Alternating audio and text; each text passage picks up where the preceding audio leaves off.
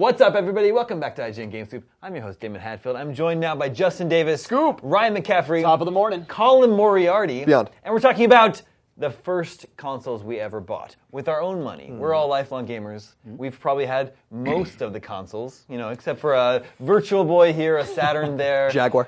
I had a Jaguar. No, of course you did. one good game ever, Aliens vs. Predator. Tempest 2000. Yeah. There's a couple. There's a couple on there. It's not like a 3DO. Like, what are you gonna play in a 3DO? That's true. Road Rash. First console I ever had was a hand-me-down Atari 2600 from my uncle, But the first console I ever bought with my own money was the PlayStation, the PSX. I was in college. I know, yeah. I got it from Funkoland. You remember Funkoland? Of course. Yeah. Defunct Or like Land? Defuncto Land. Oh, I'm not going to. They were bought by EB, right? And then By Electronics Boutique? Yeah, and then EB was bought by GameStop, right? Wasn't that the way it went? Yeah. And then where does KB Toys fit into that? KB Toys even still around? No one knows. I don't think Nobody Babbage's knows. folded in there at some point Yeah, I along the got way. Babbage's. Software, etc. But I got it from Funkoland, and I got a refurbished one, which didn't end up working out. But I got Tomb Raider and Final Fantasy VII, and the full motion video wouldn't stream from the disc properly. Really? It'd be all stuttery, and I was like, what's going on? I was so excited to check out this new generation of gaming. So I'd had a Nintendo 64, but it couldn't stream that video the way a disc-based system could. Effing things suck. Yeah, right? Totally. So I ended up taking it back and buying a new one, and that taught me a valuable lesson. I've never bought a used, secondhand console. Yeah, you don't ever wanna go since down then. that I don't road. buy used games. I like to just buy new stuff. It's worth the premium price. Yeah. Justin, how about you? So I'm actually very late. So my parents weren't together. They separated when I was really young, and so since I had so many Christmases, I was extremely strategic about how I had one grandma that would basically buy what you asked for. So I would ask her for the console. Right. Then I would ask my dad You're for a the conniving for the little key child. game. I spread it all, and I'm like, you need a second You controller. got a diagram planned out of Yeah, and who so to ask and when. And this is what I did for years, all growing up, and then Christmas. And then it was a double whammy because my birthday's in early February, which is just far enough away that that was my fallback. If something went catastrophically wrong and someone didn't get me the memory card I asked for, I'd be like, well, I'm only a month away from being able to Go get to that Plan memory. B. Yeah. February, birthday. Birthday was the Plan B. And so as a result, the first console that I bought, I wasn't until I was really old. I might have even been out of school. So which one was it? So, I know for a fact I bought a Wii with cash, and I was driving. I didn't do a midnight launch. I was in college, I was out of college already. Okay. So, like I said, all through high school, this is what I did. I schemed. It's like a PlayStation 2. You had a PlayStation 2, right? Yeah, It was a gift, a Christmas gift? yeah. I think I was what year did that come out? 2000? 2000. I want to say 2000. Yeah, so I would have been 16. Oh, okay. Yeah, 15, 16. Forget how I know. young you guys Did you get the are. grandma hookup on that one? Yeah, I did. So now that you PS2? and I are adults, obviously, we hang out and we're buds. But at the time that I was 16, you were older. Yeah. I was older than 16. So when I bought my Wii, I didn't go to a midnight launch. I went to a Target at 5 in the morning or whatever. It was earlier than that because the Target was going to open early and it was that deal. And so I was in the car at 4:30 in the morning driving this Target. First of all, I get pulled over. This cop's like, "What are you doing?" And I had to explain. What? There's a curfew? You can't be out at 4:30 Well, I in the think he morning? was Were you just speeding? questioning. He wanted to make sure I wasn't going home from some party or something, some kid, driving. And I had to explain, no, I'm going to this Officer, video. I'm going to buy Yeah. a Wii.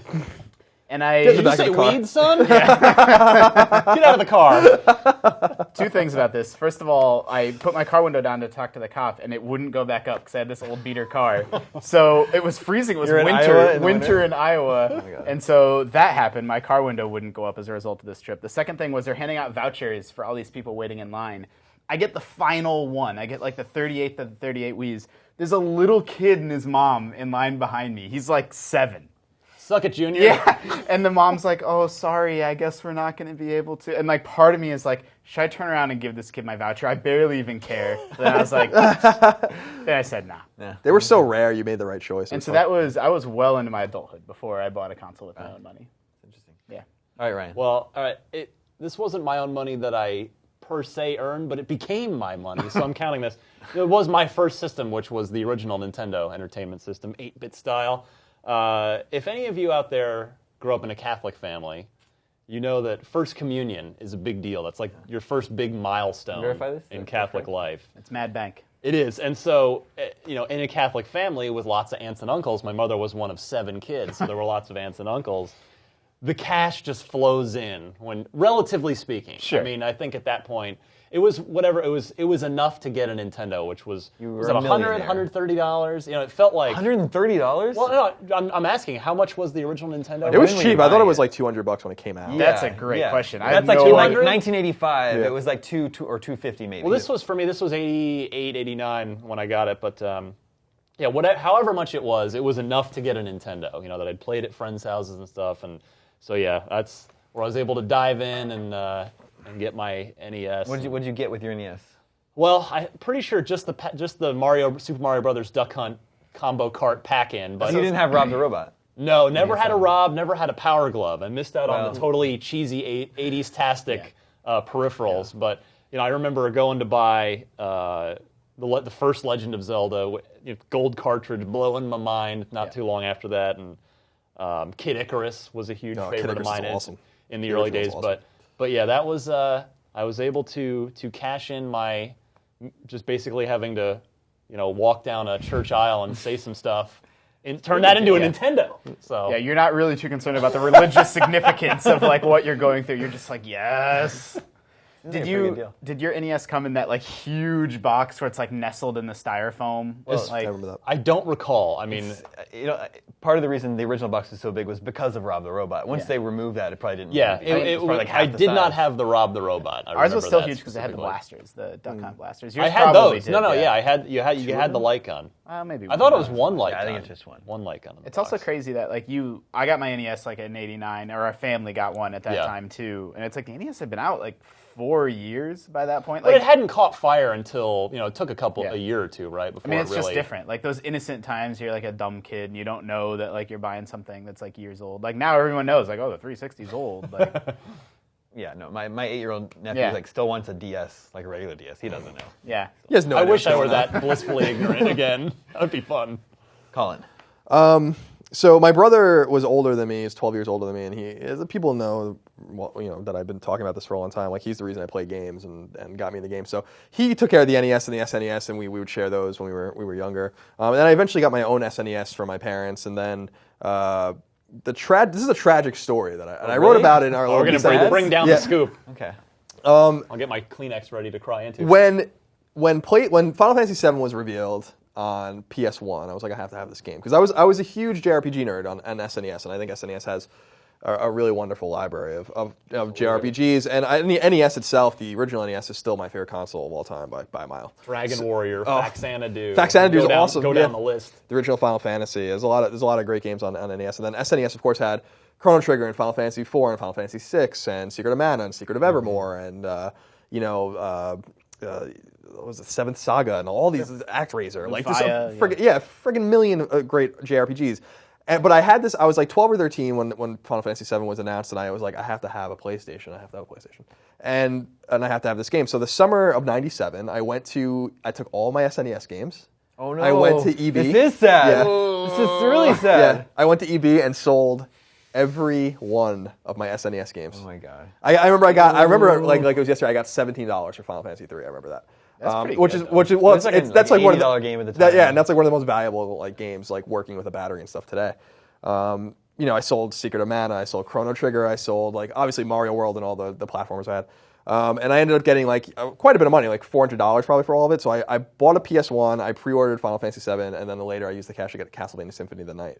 Castlevania Symphony of the Night, of course, is like one of the best games of all time. So it all worked out, but in reflecting back, I didn't know I needed a memory card either. This is the other thing that was really funny. I think this is a common. It doesn't save your game to the disc. Like this was a common problem I think back in the day because I got home and I was like I didn't have Final Fantasy VII yet. I had like the jam pack thing that came with it. Oh yeah. There was like some things you can do like it is like it does not reading a memory card and I was like what the hell is a memory card? Yeah. Like no one even told me about this at the store, so I had to like use some of the money to get a memory card, and then it all worked out in the end. PlayStation is, I think has an even better roster of JRPGs than SNES. I think actually by a mile. The original PlayStation. Yeah. Wild box. Arms, Tales of Destiny, all the Final Fantasy games, Dragon Warrior 7, like Breath of Fire 3, like Final Fantasy Tactics.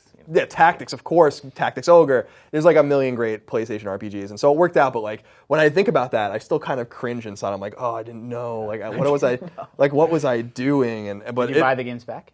No. You I remember going. You still don't own them.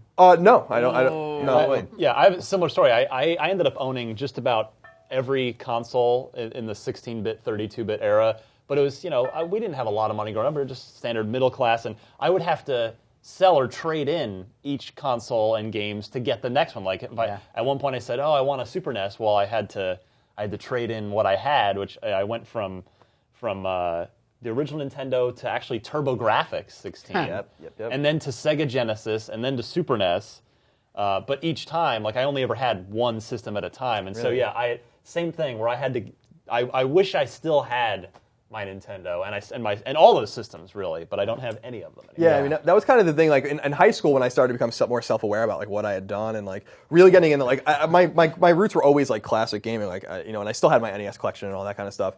I started to go back on eBay. I worked at a deli and like made $6 an hour or whatever. And I'd go on eBay and I was like, I'm gonna buy this Genesis game. I'm gonna buy these Super Nintendo games. I'm gonna buy I kind of restocked my collection of games over time, but like it ended up costing me more money because I was also I also had to buy new PlayStation games. Like, and when PS2 came out, you guys remember when I don't know if you guys remember this. When PS2 came out, the only way the demand was so high for it. The only way you can get it, at least where I was from, was you had to, unless you pre-ordered it, was you had to go into the store. You had to buy a $500 PS2, which was the forced bundle. Yeah, it was like a forced bundle. It was like you had to buy the PS2, a warranty, a controller, a memory card, and a game. $500 package. Yeah, and that was the only way they would sell you a PS2. Yeah.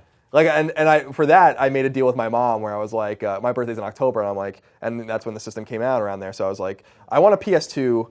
It'll be my birthday present and my Christmas present. Oh. And she was like, we've all done that. Yeah, and she was like, okay, that's a little unusual, but we'll make it happen. And I bought like Fantavision or something with the launch PS2. lineup was so terrible. It was for awful. the It was awful. PlayStation. Summoner. It was you had to wait like a good year until you got started getting. But you had that DVD player. You did have the DVD player. Yeah, that was like. Thank you for sharing, gentlemen. It was fun. Viewers, if you have a good story about the first console you ever bought, share it in the comments. Let me know on Twitter, and stay tuned for more talks here at IGN GameScoop. Definitely. Cool. The real 3DO system from Panasonic.